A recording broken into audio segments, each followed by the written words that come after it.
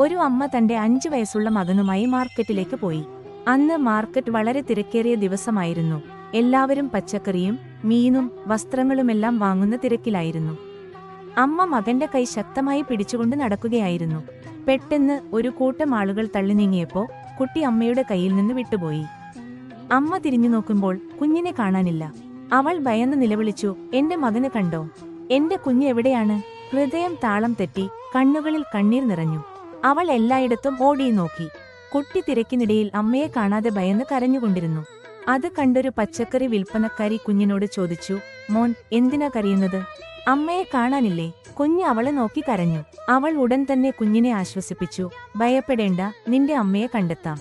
അമ്മയും ആളുകളോട് ചോദിച്ചുകൊണ്ട് ഓടി വരികയായിരുന്നു. ഒടുവിൽ പച്ചക്കറി വിൽപ്പനക്കാരി അമ്മയെ കണ്ടെത്തി.